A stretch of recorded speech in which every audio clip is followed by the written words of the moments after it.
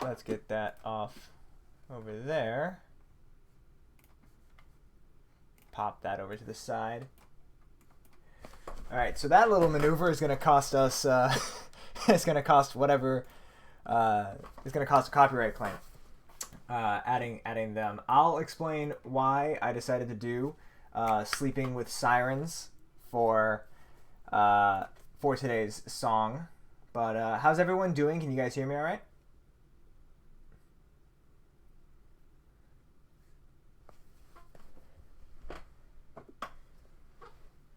All right. Just gonna wait and see how long. Also get a sense of the latency and the delay.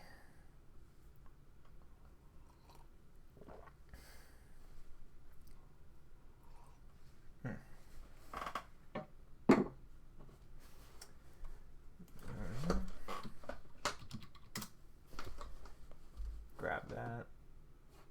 So we are all set. You can hear? Awesome, awesome. All right. So, yep. Okay, so about, I guess, 30 to 40 seconds of a latency. Let's use the classic method, or now classic method. All right, Marco.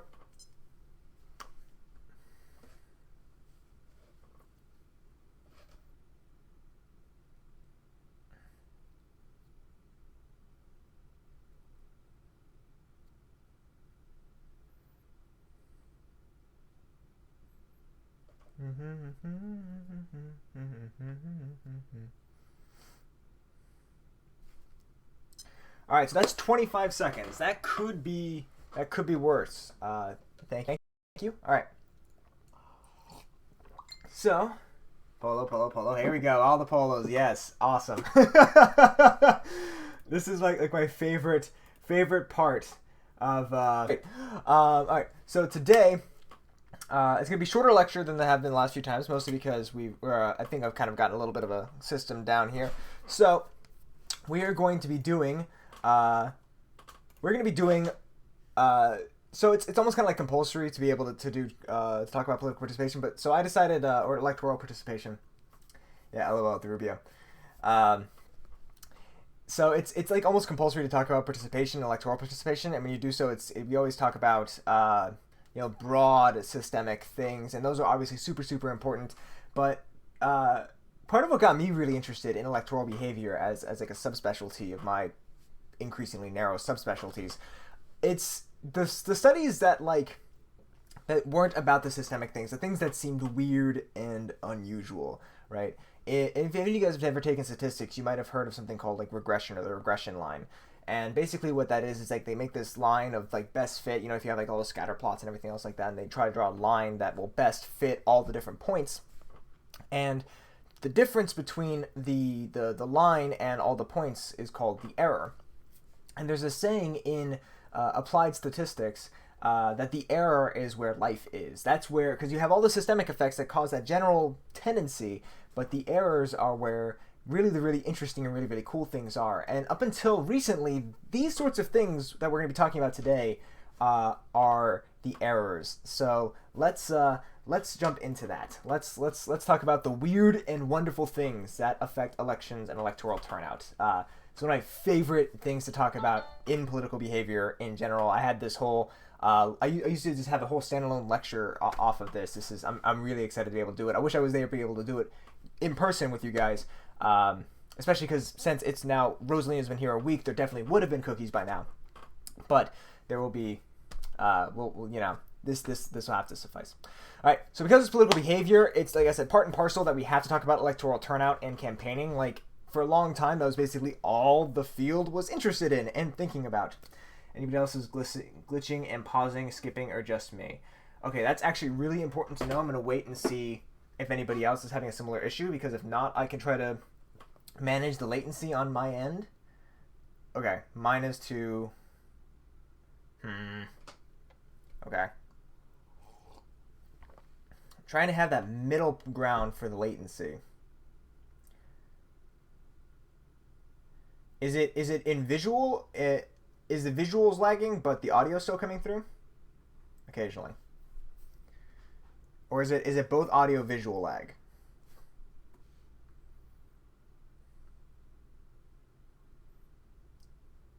No, okay, Haley's is doing all right. Mm. Okay, so we got a few people who's having some issues. Ashton, Amanda. It's fairly rare. It just stops. Hmm. Okay. Again, it might just be my Wi-Fi. Okay, both kinda in terms of audio visual lag. Okay. Audio is skipping. Video seems fine. I'll like pause a second or freeze slightly, then jump ahead. Mine is just video buffering, both audio and visual. Okay.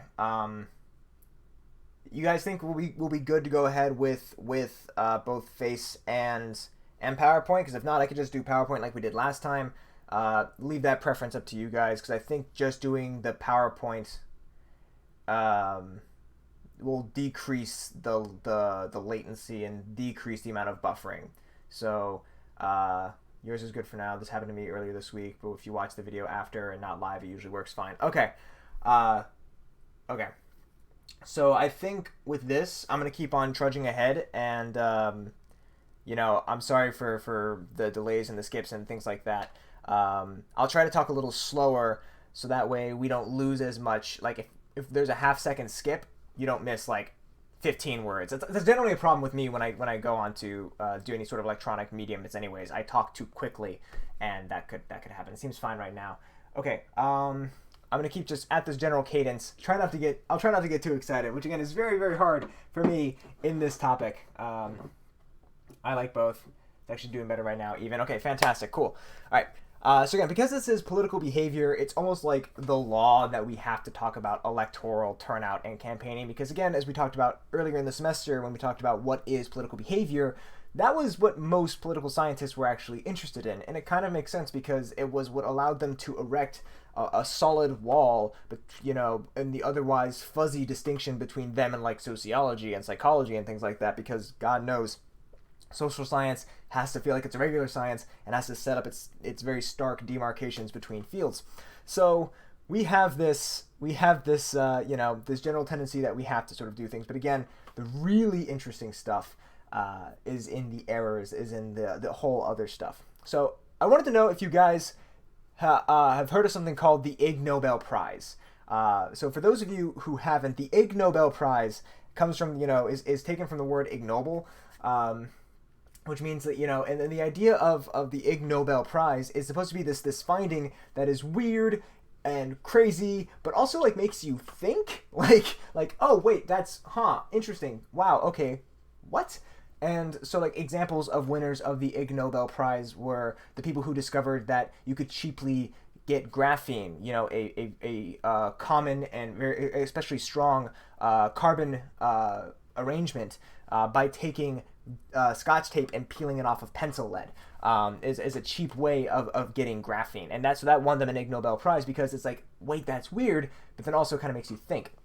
And these studies are exactly like that. I'm going to present to you guys, I think, 5 or 6 studies that are peer-reviewed. So this isn't just speculation. These are things that have been discovered, that have been uncovered, and are generally robust to replication effects or replications and extensions.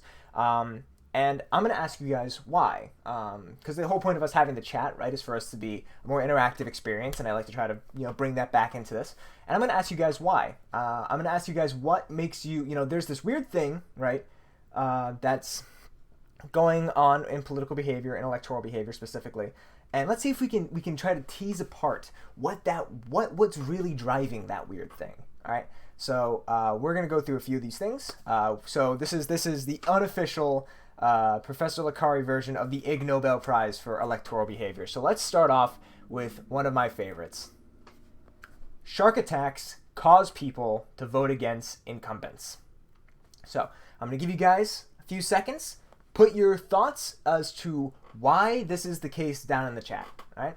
And I will be drinking some very bad instant Aldi coffee, because, I mean, even if we weren't in the middle of like lockdowns and all that other crap, this is what I afford.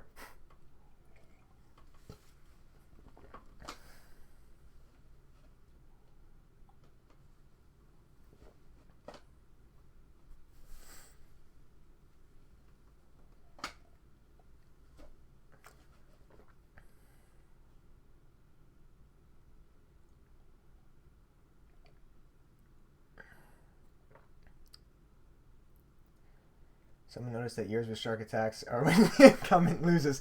All right, so okay, possibly spurious, but there's no causation or really even a correlation. Okay, so it's a possibly spurious relationship. That's a possibility. All right.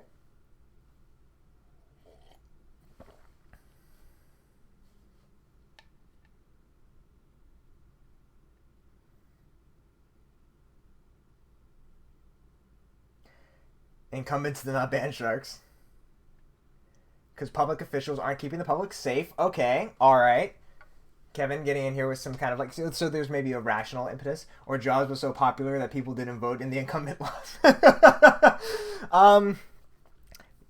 Jaws is up here intentionally, and we'll get into something kind of like that, except not with Jaws, but with other kinds of entertainment mediums. I'll give you guys a little bit more. We're getting some pretty good answers here. They're both super rare and happen around the same time. Okay, so I think that kind of lends into the idea of the spurious relationship, right? That because they're so infrequent, it's easier, statistically speaking, for one to be able to draw correlations. Sharks are scary and so are career politicians. But at least the sharks are misunderstood. So, the sharks don't engage in insider trading in the middle of a pandemic.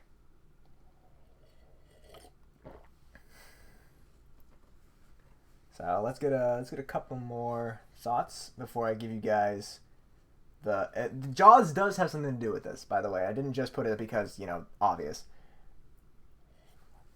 I might need to get me more coffee. I need to have like a second cup on hand. All right, I'm gonna go for it. I'm just gonna. I think we kind of have the trickle of answers are kind of paused here. When things are bad, we want good, so we vote for new people. Okay, so retrospective voting, that's an excellent suggestion. We will see that eventually with some of these. All right, let's go into why. The mechanism. Economic hardships following the attacks, right? So, how many of you guys knew that Jaws was actually based off of real events? Roughly based off of real events. So, for those of you who might not have known about this before, about 1916s, mid-19-teens, the Jersey Shore had a spate of shark attacks, right? A lot of shark attacks, and the issue was that the shark attacks, obviously drew down tourism, right? So the sharks would go in, and people would be bit, people would be killed by this in the early 10s, and it caused an economic downturn for the Jersey Shore area. Well, because of the economic downturn, right, and as we were talking about, like Haley mentioned, you have kind of the things are bad, things are good. You have that retrospective voting, or you have that economic voting, right? We see that back from when we talked about that before, back in Rational Choice.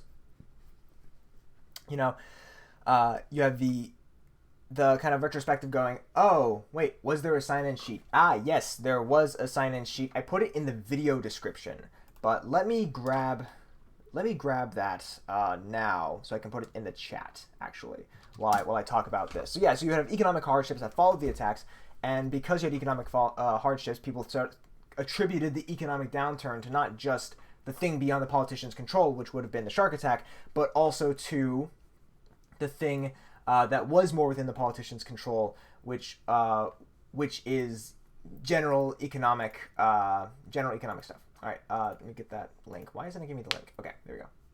Shorten the URL. All right, copy. So what I'm also going to try to do is get that in there. It's in the video description. Also put it in there, though. Okay. So should still probably put it in both. So I'm also going to try to talk about some moderating factors for these things because they're not universal, right? So moderating factors, right? In this case, it had to be in a beachfront area with tourism-heavy activity because in neighboring counties to those in the Jersey Shore, you actually did not see this effect. And that kind of makes sense. Why would you see this effect happening in places that did not have that emphasis on beach tourism and those sorts of things, right? And in general, the weird thing has to affect an important thing. So in this case, the weird thing being the shark attack had to affect a really important thing, which is the economy, the local economy. So that's That's kind of how this thing. One of my favorite memes about Jaws in general, though, actually, is the fact that if you go to Jaws 2, you find that the mayor, who was like super corrupt and like, no, let's ignore the shark because we need to have the economic activity out here. This is super important. Paraphrasing, obviously, he got reelected. Which I thought was really, really funny because it's one, historically inaccurate, but two, also inadvertently talks about how unimportant, or not necessarily how unimportant, but necessarily how limited economic retrospection is when it comes to voting behavior. I just thought that was a funny accidental commentary. All right, voters tend to vote for taller candidates. So taller candidates, if an asterisk, tend to get more votes. So I'm going to open it up. Why? Why do you guys think so?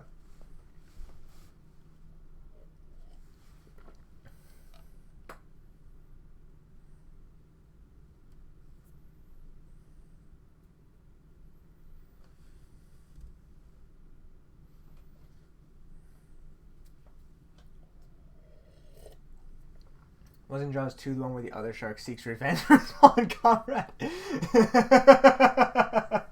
I think it was. God, it's been so long since I've watched Jaws 2. I mean, yeah. LeBron James will do great. Taller is assertive, dominating, seen as more powerful. Okay.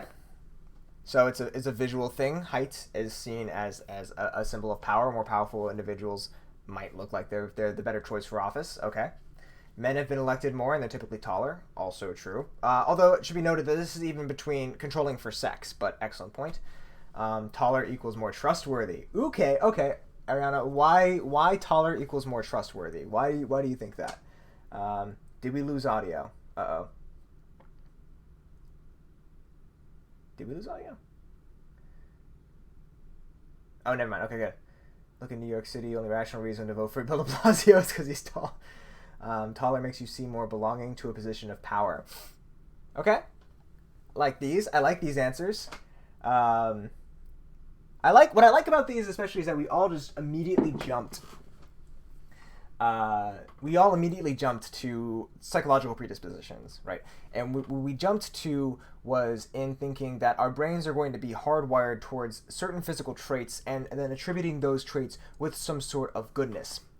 That instinct is 100% correct, and we'll talk about that as one of the moderating factors. But it's not the main reason for this particular effect.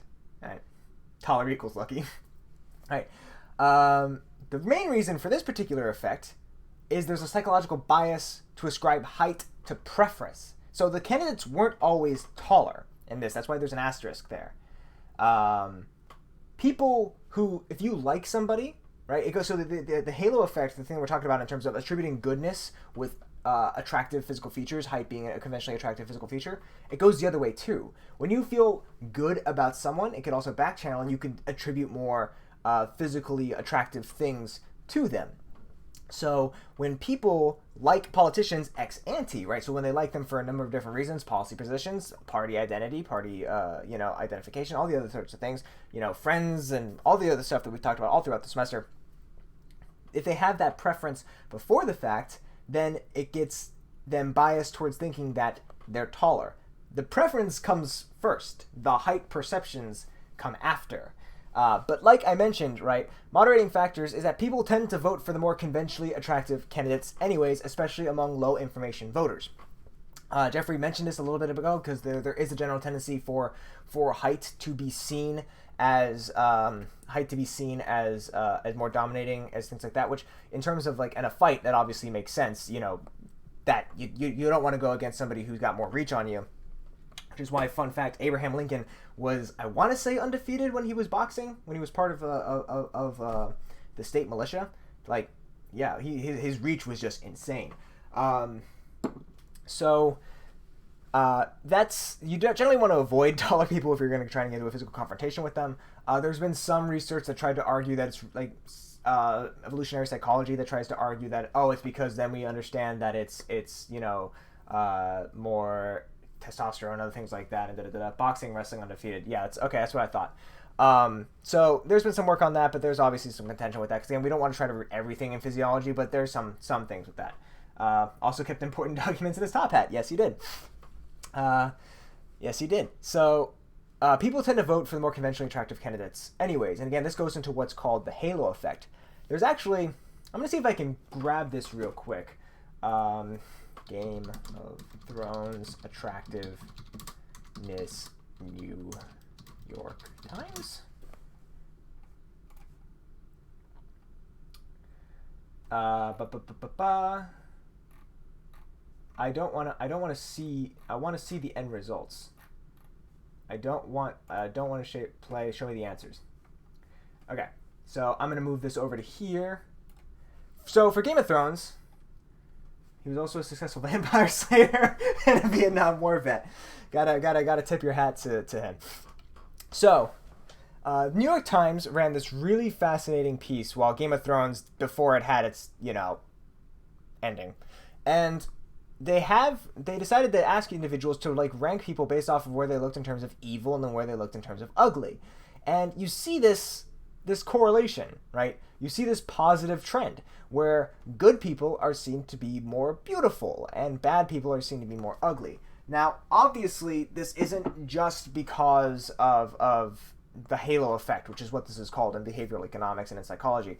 This is also partially due to Hollywood tropes, right? They made the Night King, for instance, more ugly so they could play into this native effect. They made sure that they did a good job on all these people's makeups to make them look more pretty than they actually are, and they are all already pretty. I mean, Jon Snow is, just specimen of a man. But, so this isn't just purely exogenous. There are endogenous factors that happen with this as well, including some Hollywood magic and some but this general effect still holds, and it holds across a variety of different domains, right? So there's definitely that moderating factor. Okay, so this next slide is why I played songs off of Spotify, which again is going to get this copyright stricken. So if there's a lag in how long it takes for the video to come up, I apologize. I'll get that resolved as quickly as possible. Hopefully there isn't. I see streamers post crap with music all the time. We'll see how this goes. This band was called Sleeping with Sirens, and the effect is less sleep means you're less likely to vote. So, why is that?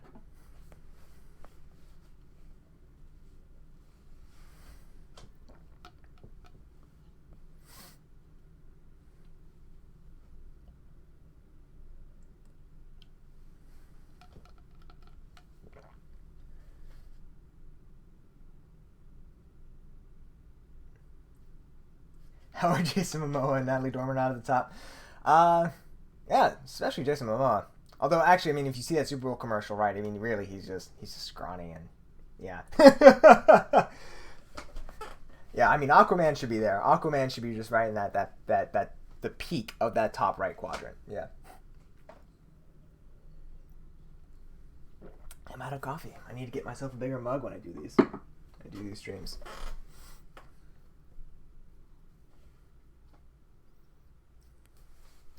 Let's see what the chat says. And not be tired. It's bad enough. Sleep deprived, it's even worse. Too tired to go out to vote. All right. When you're tired, you're more cranky and exhausted. People don't want to go through the seeming hassle of voting. Less sleep equals less care equals not voting. Focus harder on other things in their lives.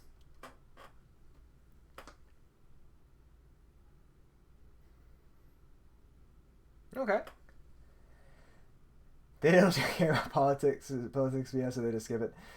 People get less sleep are probably busier than have... Ooh, oh, that is an excellent point, Elizabeth. People who are busy get less sleep. Have other priorities than when they go out to vote. You're tired, obviously, so you're more lazy and feel voting is a hassle. You might feel more lazy. I don't know if you necessarily are more lazy. As a state of fact. You're behind on stuff, you get less sleep, you have bigger priorities than voting. Okay, awesome. So let's talk about it. I'm glad you guys picked up on the idea of time, right? And it being a finite resource and realizing that there is going to be some sort of a correlation, internal correlation, or endogeneity, like as statisticians like to call it, between sleep and other factors that could deal with that could cause a lack of voting. So as we've mentioned time and time again in class, people have lots of things going on in their lives.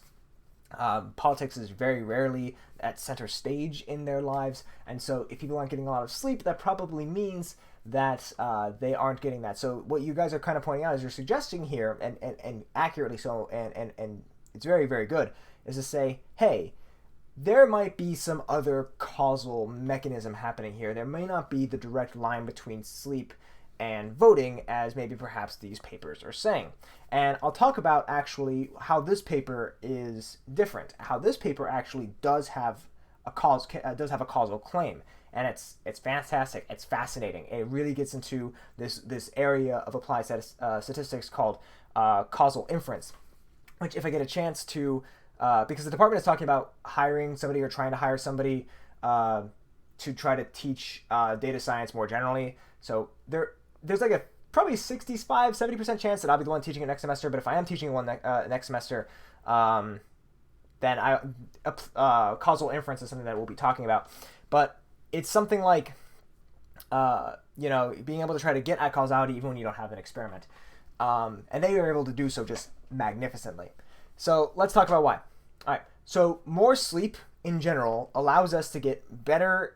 It allows us to be better at managing, interpreting, and engaging with complex information, and then applying what we want to do after that, which makes a lot of sense. I mean, God knows I can tell you, last night I got 4 hours of sleep, which was for the entire week. It was a godsend. It was a relative just amazing amount of sleep after we welcomed Rosalina here. And previously, I was walking into the kitchen after my wife would ask me to go get her like an ice pack or something like that to heal from her surgery. I would walk into the kitchen and it'd be like, oh, okay, here's a water bottle, and I walk out and she just asked me. You need sleep to be able to remember things, to be able to engage with even simple information, let alone complex information. And voting is a series of complex tasks, right? I got a Facebook message. Okay. So, sorry, I just wanted to make sure that wasn't my wife, because she does graciously watch the streams to make sure that there aren't any technical issues.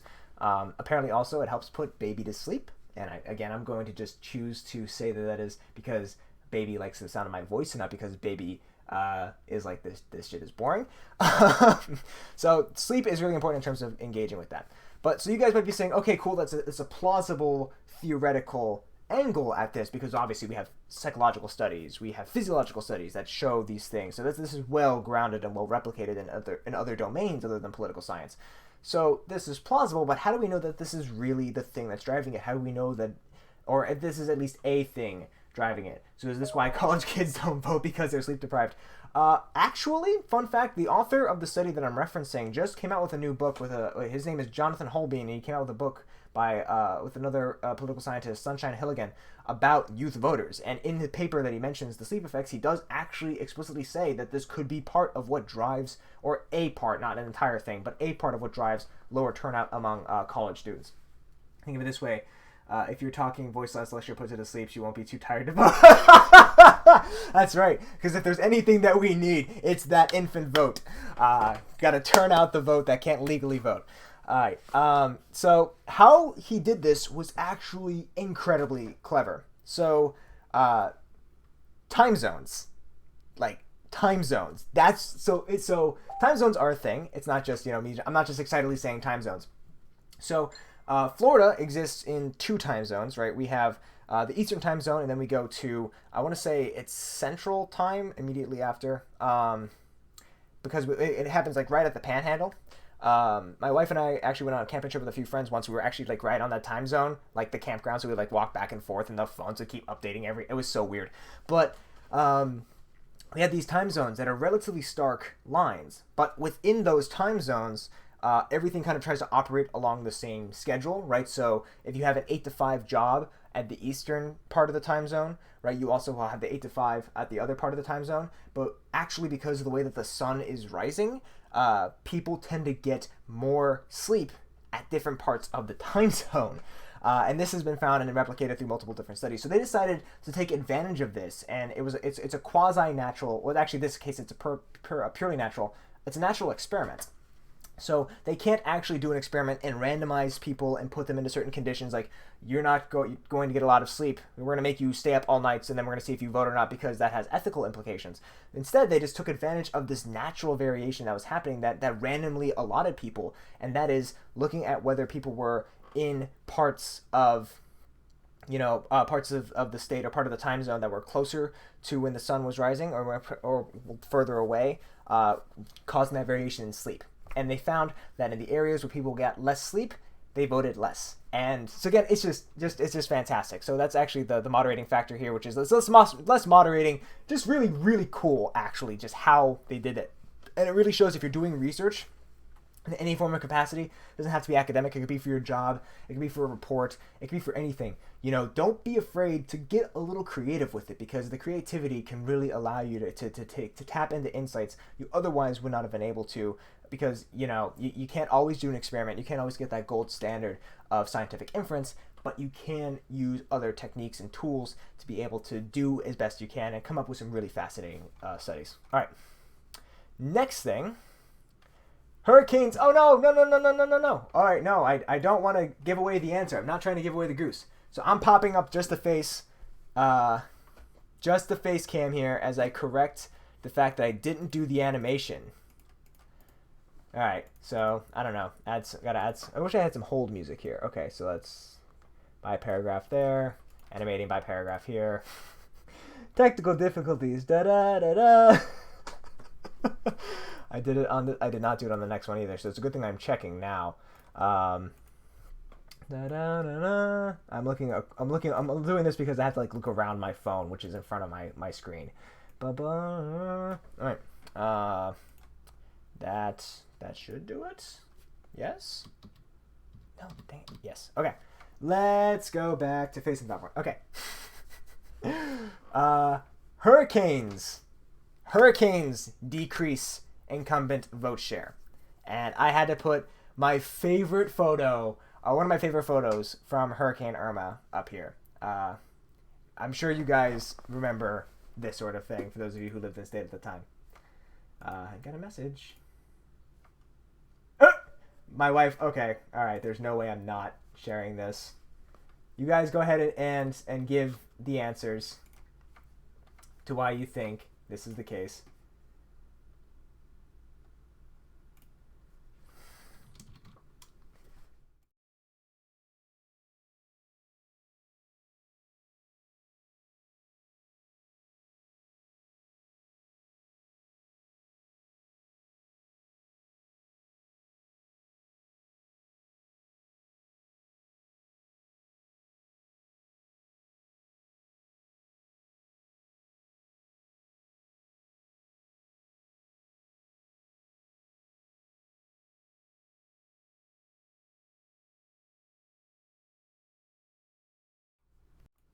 All right, so there we go. We'll just do that. My wife decided to send me this picture. I'm sorry for the blackout.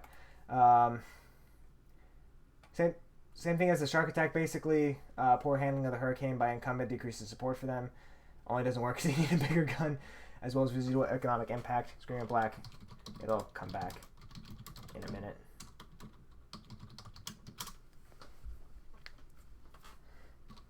Tried to get fancy with the stream. Could not. So, yeah. Again, this is how baby looks apparently while I lecture. She is quite content. She is quite content. Background had sheriff pick on it. Background has the sheriff pick? Why is there the sheriff? Okay, sheriff, go fuck yourself. Okay, hold on. Why is that there? That shouldn't be there. There it is. Okay. All right, so for context, gives incumbents an opportunity to fuck up. Okay, now I feel like I have to explain the go fuck yourself photo with the sheriff. So for those of you guys who don't follow me on Twitter, this happens yesterday. So that's why there's the sheriff of go fuck yourself is there. Because there were 10 people having a party at my apartment, drinking, I kid you not, Corona. And so, yeah, that's where you're supposed to see baby pick or the cowboy pick. At this point, you're supposed to see both. Cute baby, yeah. Yeah, so the sheriff is because there are people who are outside, like about 10 or 15 people at my apartment complex's pool, having a pool party for like hours and hours and hours, and drinking Corona, and exclusively Corona. So for them, and anybody else who might be doing something as equally asinine, there's the sheriff of go fuck yourself. Yeah. But, yes, so can't concentrate on Hurricane's cute baby. So, okay, I removed cute baby. That should be fixed now. So, same idea as before. So Chandler says gives the incumbents an opportunity to fuck up. So I'm gonna go ahead and give a goose here. You guys are absolutely right, but here's the thing, and I'm glad you guys brought this up and related it back to the previous one, because the previous one compared to Irma and other hurricanes and other things like that.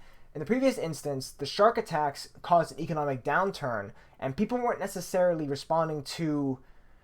It's not that the incumbent mayor did poorly in response to the economic downturn. They weren't caring what the incumbent's response was to the economic downturn when it came to the shark attacks. It was they recognized the economy had gone down, and because a lot of people don't pay attention to like the patterns of their local mayors and local officials and stuff like that, they just did like a heuristic guess of, oh, economy bad, politician has done a bad job. So it wasn't actually direct. There was attribution, but that attribution may have been misplaced, right?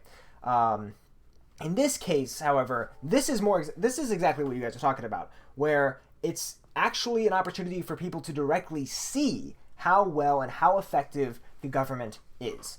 And for that to happen, and the main moderating effect of that is it really depends on who voters attribute the blame to.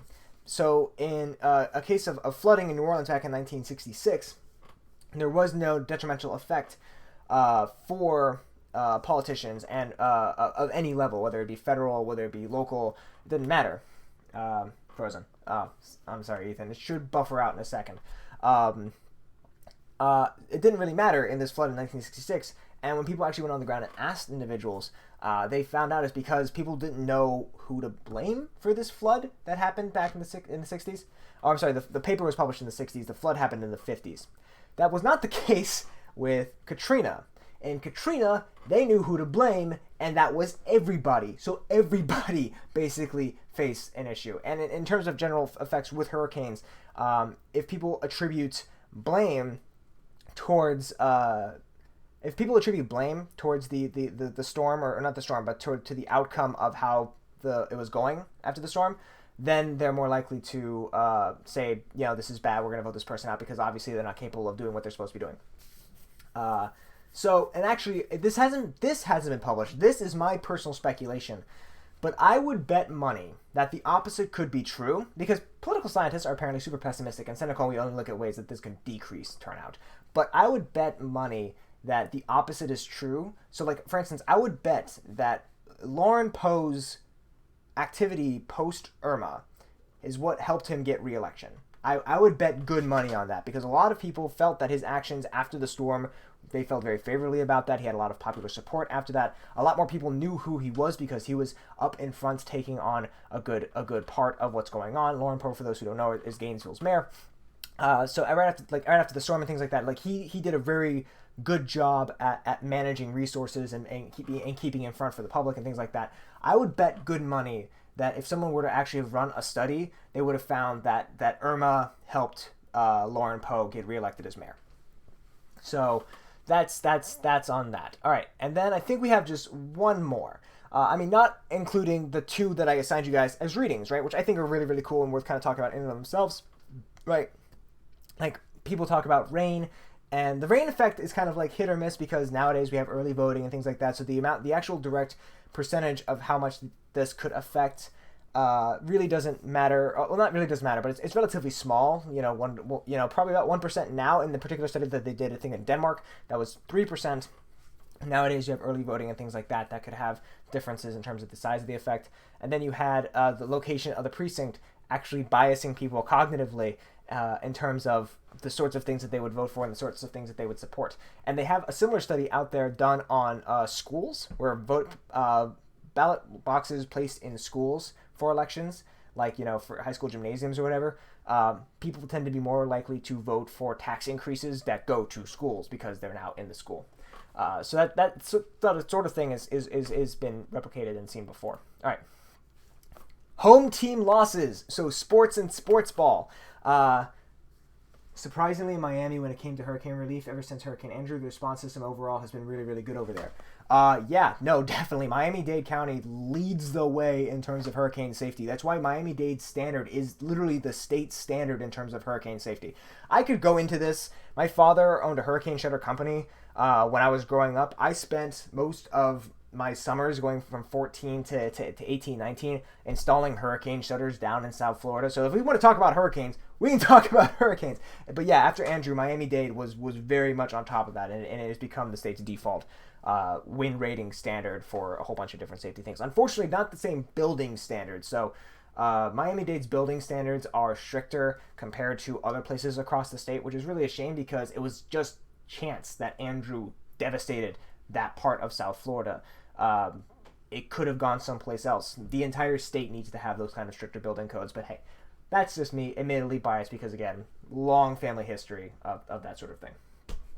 I wouldn't say it's in the response system. Okay, are you talking about Miami specifically? It's the precautions.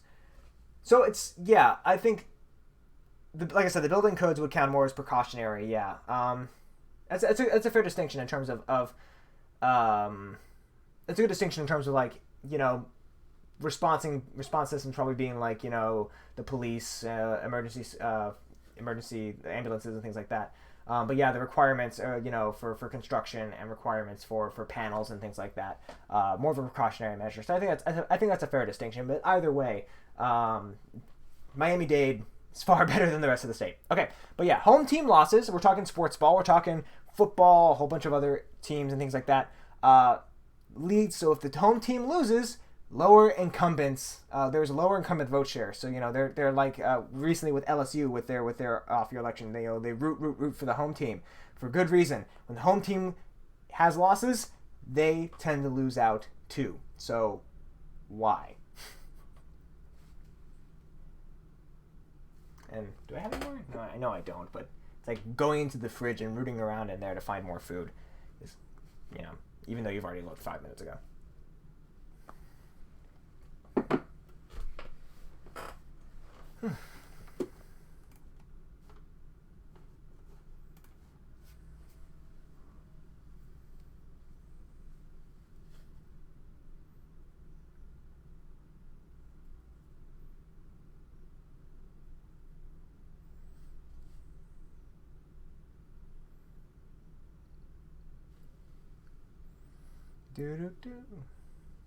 Loses money overall and the home team is bad. Jags. Oh man, as a UNF alumni, that hit me deep. Duval. All right. Lose pride, negative effects. We do be out of toilet paper right now in Miami. That's fair. How do you make your coffee? Drip. It's just pre-grounded stuff in a Mr. Coffee. It's a dripper. I can't afford to be much more fancy, unfortunately, right now. Winning equals good, losing equals bad. Incumbents who can't win equals loss of votes. Overall demoralization.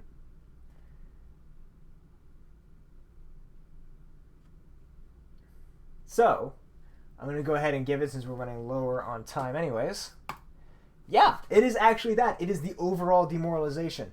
I like, Ashton, your thought that Duval. Yes, exactly. Duval. I like your thought there. In terms of losing money overall, because it goes back to like the sort of thing that we had in terms of the shark attacks, and that's not a bad. And Alexandra had the same thing. It's had the same thing here. Losing teams means less money in the economy that hurts people.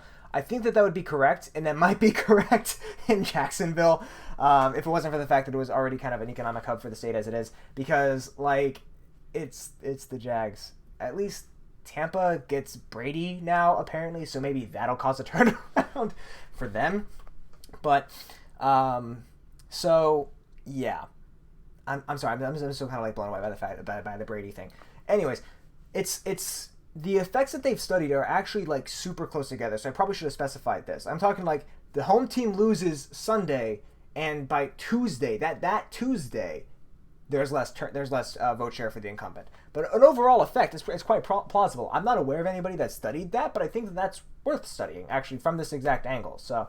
I don't know, something far off in the distance. I don't know. We'll have to. I have a few friends who actually study this explicitly. I'm sorry, I had an incoming call from my phone camera.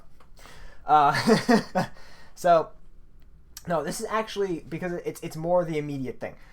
So this is going to that overall demoralization bit. There's a psychological tendency for emotions that we have when we're talking about emotions and emotional states. We know that emotions impact politics, but what we don't really acknowledge very much, and but again, we really know this intuitively when we stop thinking about this so like scientifically and other things like that, and just actually kind of rely on our day-to-day experiences a little bit more. That the emotions that we feel about one event, I don't believe that causes Miami. The only good team is the Heat. The Dolphins, Marlins have been rubbish for years. Yeah, but like, it's the Heat. You got enough. Jacksonville only has the Jags, and it's the Jags. Anyways, at least Tampa has the Lightning, right? And never mind. I retract that statement. So, yeah, there's this tendency for emotions that we feel in one domain to transdude into those that we feel in other domains, which again makes sense. If any of you guys have ever snapped at a sibling or at a significant other because of a stressful day, you've experienced that effect. You've experienced the fact that an emotional state caused by one thing affects the emotions that you feel towards another thing, and ultimately towards and your actions towards that second thing. But there is a moderating factor in this, in that you have to be pretty dang important sporting events, right? It's not just like, oh, it's baseball, for instance, where you play, several hundred games a year and the team happened to lose by a little bit. No, it had to be a pretty important game. Football games can kind of be more important because, you only have, 16 weeks in a standard season, 15 games because of the bye, right? I'm not messing up on that. Maybe I am. I don't know. But those sorts of things are seen as a little bit more important rather than like, a regular season baseball game or a regular season NBA game, because there are fewer opportunities. But so it has to be among a pretty important event, or an event that's seen as important, and it's generally driven by people who really identify with that sports team. So, for instance, it's really a dang good thing for Lauren Poe that he didn't have an election right after the fact that, the 49ers lost, because I definitely wouldn't have voted for him then. So stuff like that. I recognize that there are not too many of us who pull real hard. I want to say, if I remember correctly, when I think Sam had mentioned to me that he and his family are from that area, so I know that there's at least one other 49ers fan in class. So the disappointment would have transmuted into votes, and that could have been bad. So that's actually all that I have, not just for today, but in terms of this week. Just to clarify, in terms of the writing assignments, so the writing assignment is normally due today. We're going to try to keep those writing schedules as best as we can. So the paper on identity is originally slated to be due today. However, I'm going to extend that to Saturday as well, same as the reading quiz, because we finished talking about that on Monday. This has been one hell of a transitionary week, not just here. I'm sure you guys are dealing with transitions in all your other classes and your personal lives and other things like that. So to acknowledge that, we're gonna push that deadline back for another day.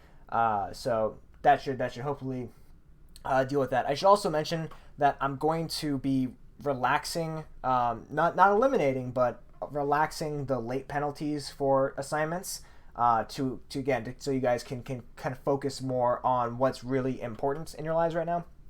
So yeah, that's all that I have for you guys for today and for this week. You guys have any last comments, questions, anything like that before we sign off on the stream and I deal with the almost inevitable copyright issues?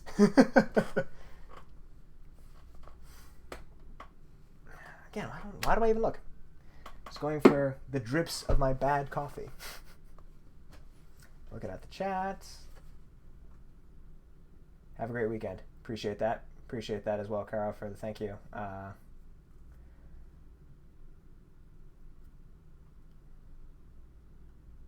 Asia the Cat, F Tom Brady.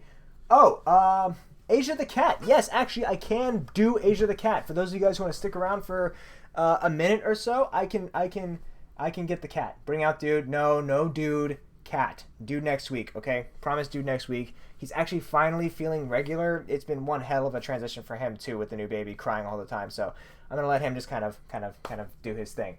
Try a mocha pot. I will have to try it. Oh, I'll give that a go. All right, I'm gonna go get the cat. Hold on 1 minute, maybe 2.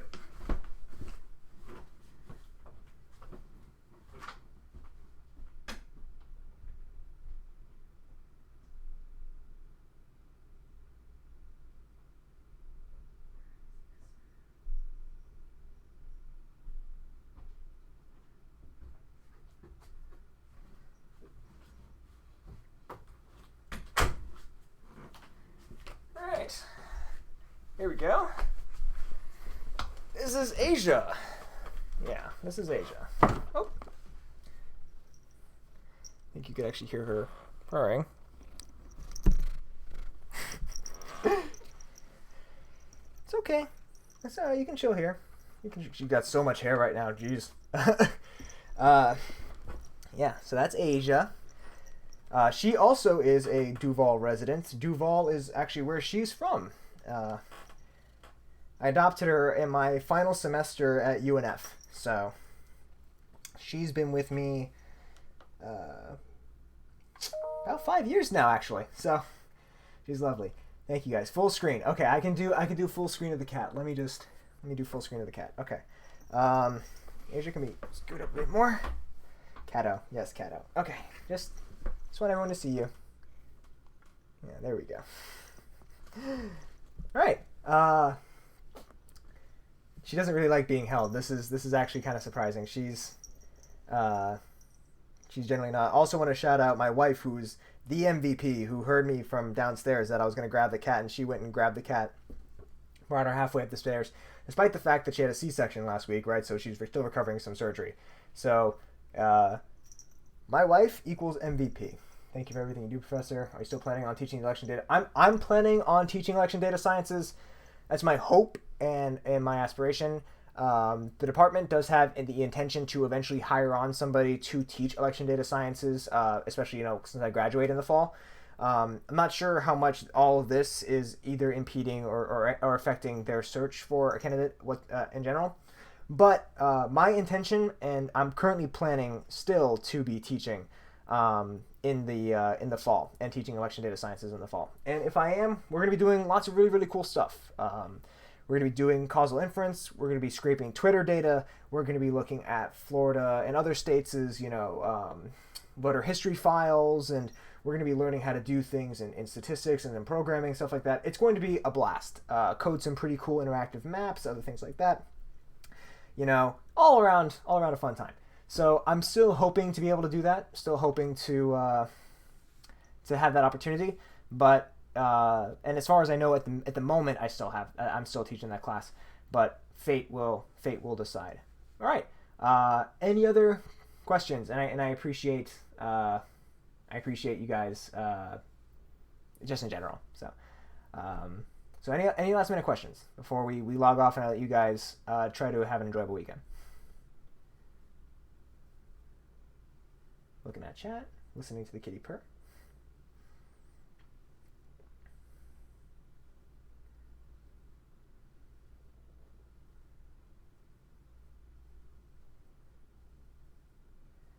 All right, I think then that is everything on it. So, all right, y'all, try to have an enjoyable weekend. Be safe, and I'll be putting up the slides for this entire week up